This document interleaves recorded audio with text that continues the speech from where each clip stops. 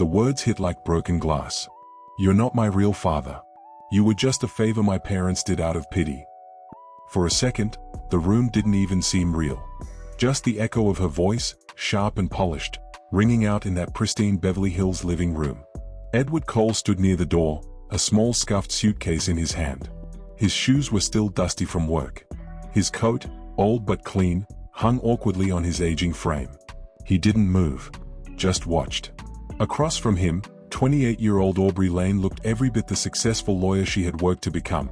Tailored blouse, pearls that shimmered against her skin, her blonde hair pulled into a tight bun that never quite moved when she yelled.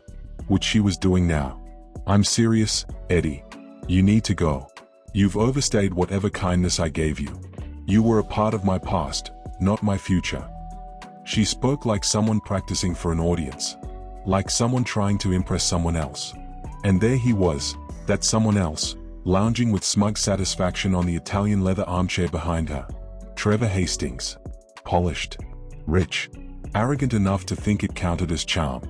He sipped from his tumbler without looking up. You deserve better than this, Trevor said, motioning vaguely at Edward with the kind of disdain that made Eddie feel smaller than the suitcase in his hand. Edward blinked. Not because it hurt, though it did, but because he had been here before. Not in this house, not with this woman, but in moments like this.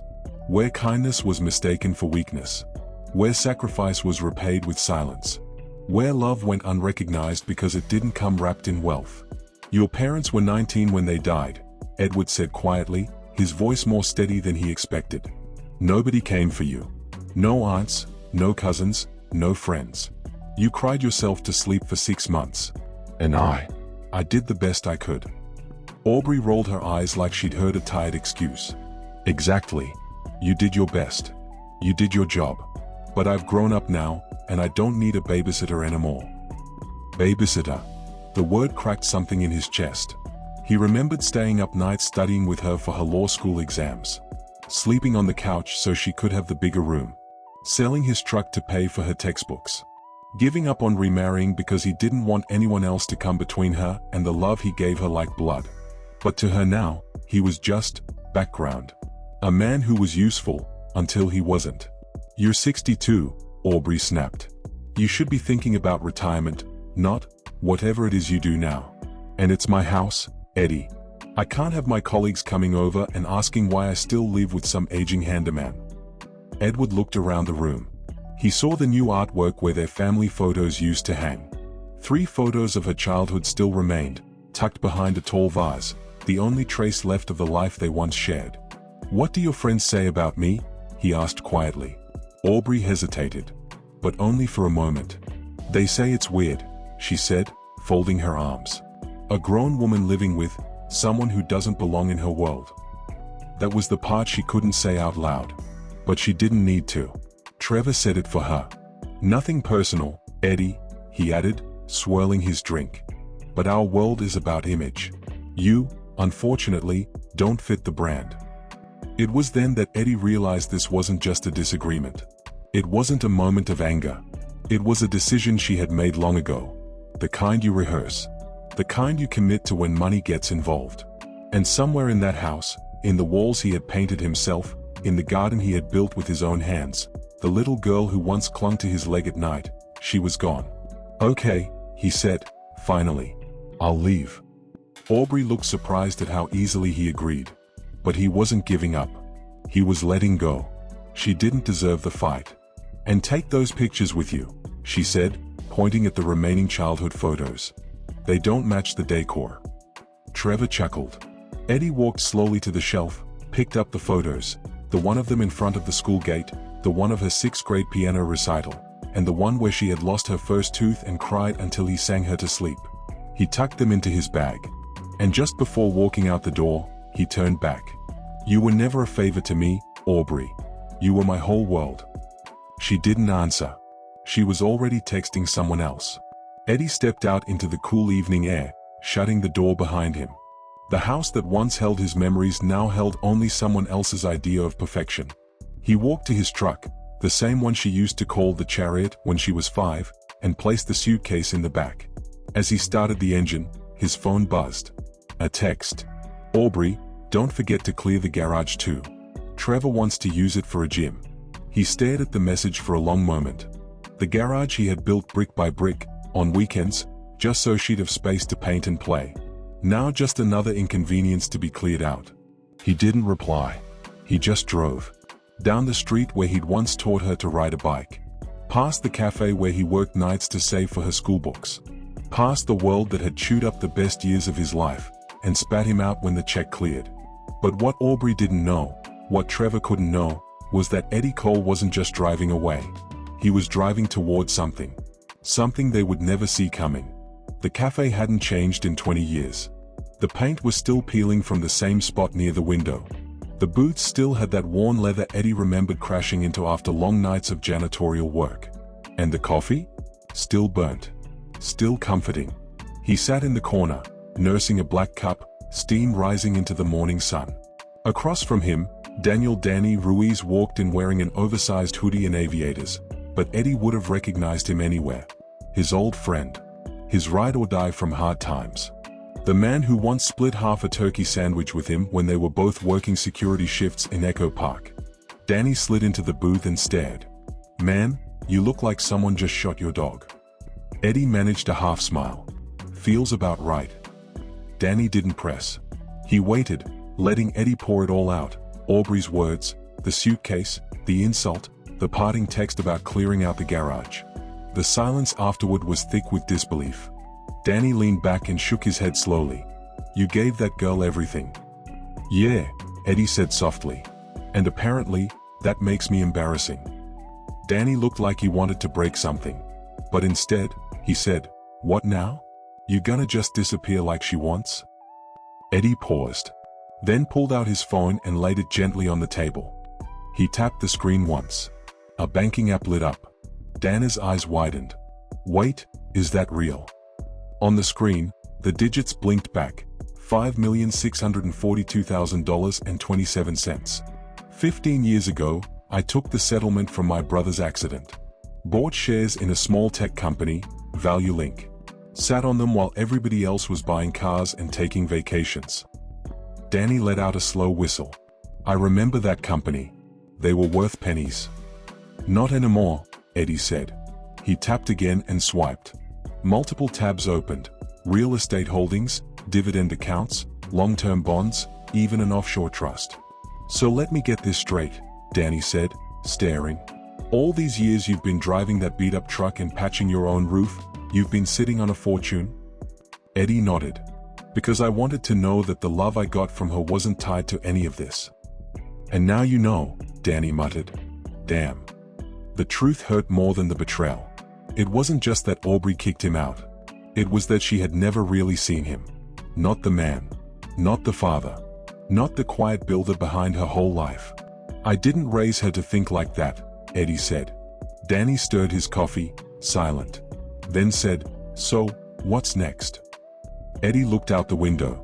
"She told me to disappear from her life. I will. But not like she expects." He reached into his bag and pulled out a small envelope with a business card inside. Gold lettering. Clean. Precise. Danny read it out loud. "Harrison and Lott, Financial Consulting and Philanthropic Strategy. Call them," Eddie said. "Tomorrow morning. Set up a meeting.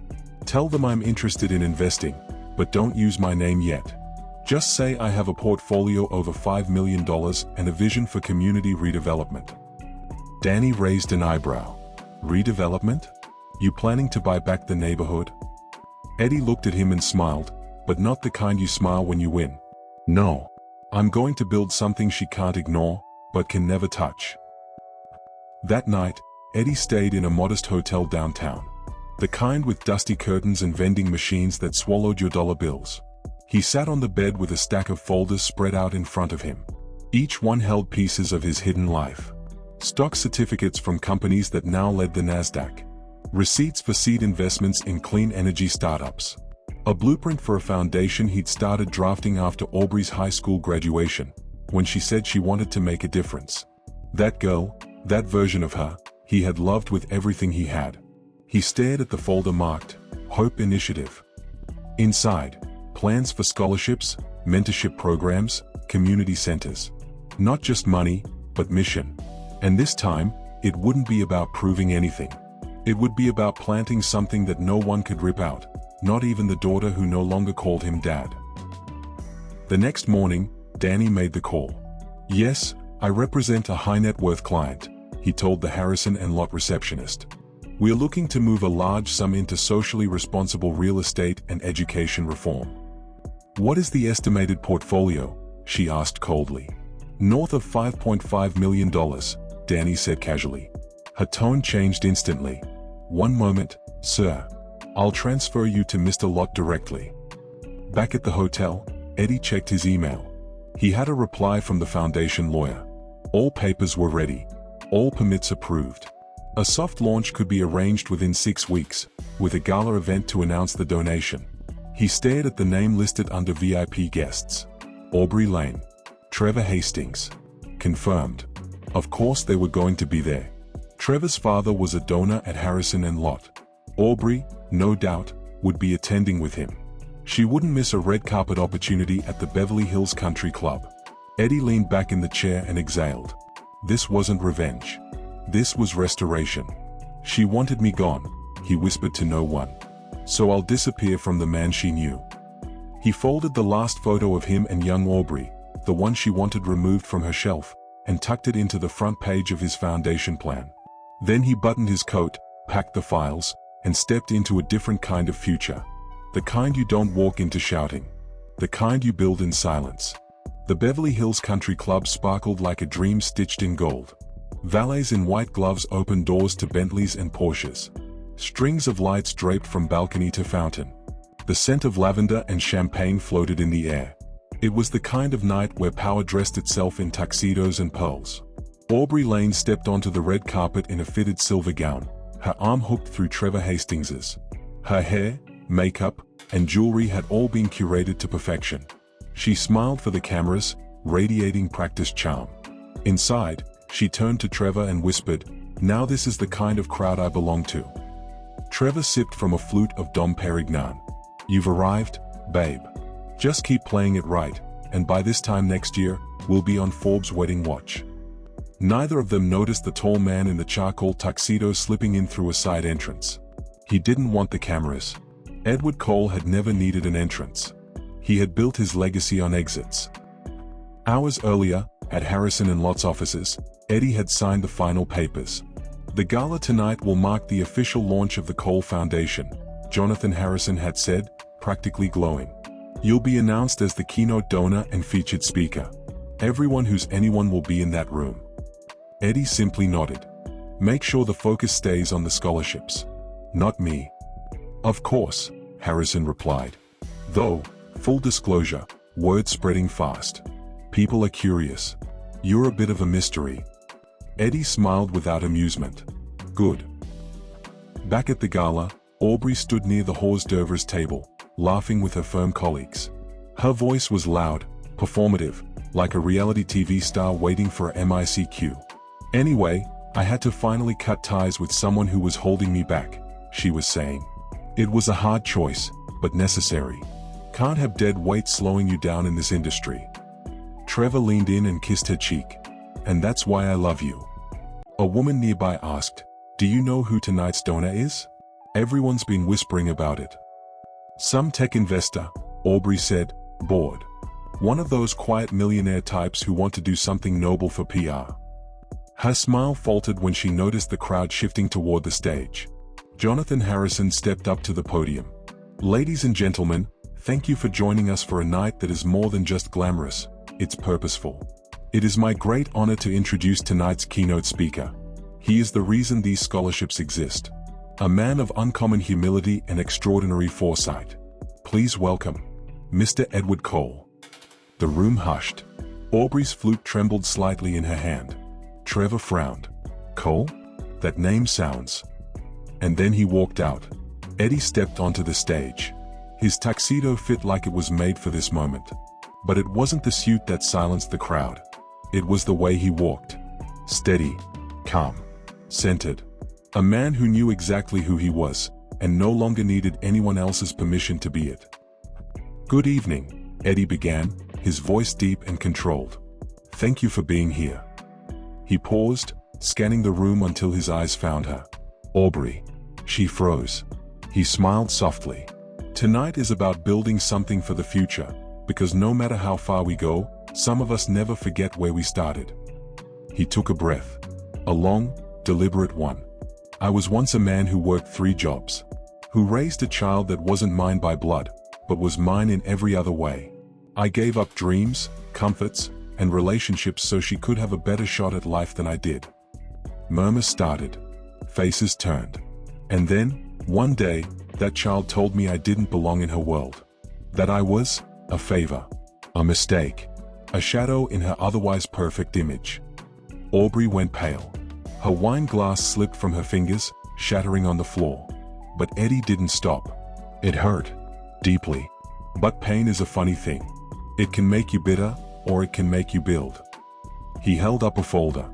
This is the Cole Foundation. A $5.5 million initiative funding education and mentorship for underrepresented youth across Los Angeles. Because I never want another kid to think love comes with conditions. He let the applause grow. Then added, with grace sharpened by truth. To the people who made me feel small, thank you. You reminded me that the best revenge is living with purpose. From across the room, Aubrey's eyes locked with his. Trevor whispered, panicked, wait. That's your Eddie? Aubrey's lips parted. But no sound came out. He looked nothing like the man she threw out with a suitcase.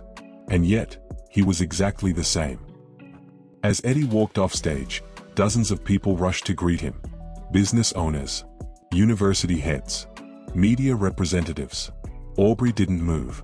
She stood in the middle of that glittering ballroom, still as a statue, surrounded by people who no longer looked at her with admiration, but pity. Trevor turned away from her, already sliding toward a group of investors. And for the first time in her carefully curated life, Aubrey Lane realized she had never really understood the man who raised her, or what it meant to truly be seen. 3 months passed. The name Edward Cole had become something of a legend across Los Angeles.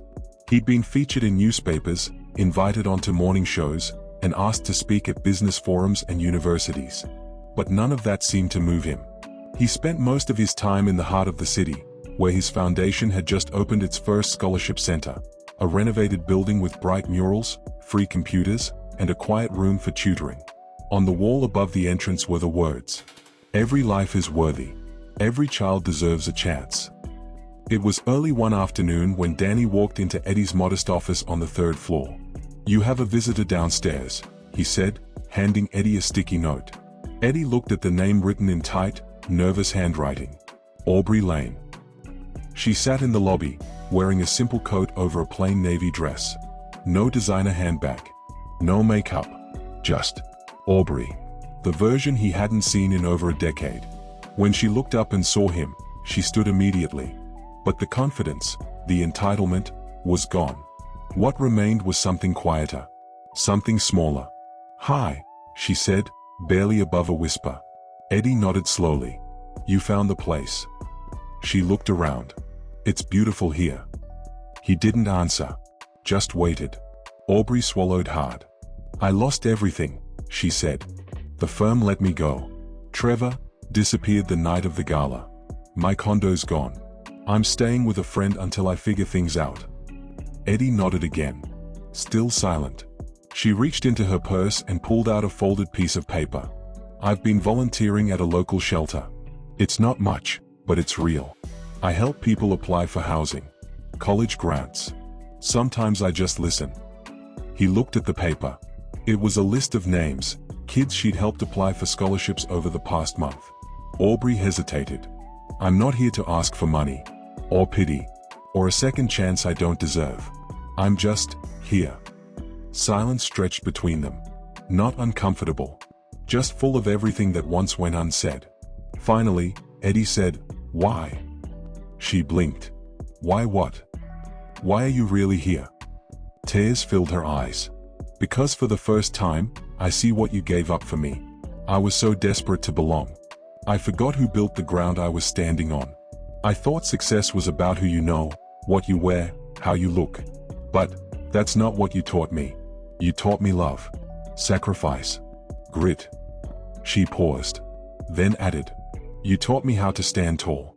And when it mattered most, I stood on you." Eddie finally sat across from her. The silence that followed wasn't heavy. It was healing.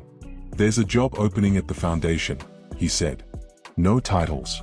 No perks. Starting from the bottom." She nodded immediately. "I'll take it."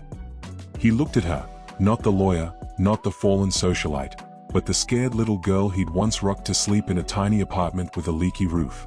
"You'll be working directly with the students," he said. "Listening. Learning. You'll help them in ways you can't fake." "I want that," she whispered. "More than anything." 6 months later, Aubrey Lane sat at a worn wooden desk beside a teenage boy from Compton, helping him prepare his first college application. "Thank you, Miss Aubrey," the boy said shyly. "I didn't think I was smart enough for college until you showed me how." She smiled, not the polished kind, but the kind that comes from someplace raw and honest. "Everyone deserves a chance," she replied. From the hallway, Eddie watched her quietly. She didn't see him. She was too busy listening to a story that mattered. Danny stepped up beside him. "She's changing." Eddie nodded. "She's remembering who she was meant to be." That night, in a small corner apartment with secondhand furniture and mismatched dishes, Aubrey made a simple dinner and sat by the window with her phone. She hesitated for a moment, then called him. "Dad?" she said gently. The word came slowly, like it had been trapped in her chest for years. "I just wanted to say, thank you. For not giving up on me." On the other end, Eddie didn't say much. But his eyes welled up. "Sometimes," he said, "people have to lose everything to find what matters most."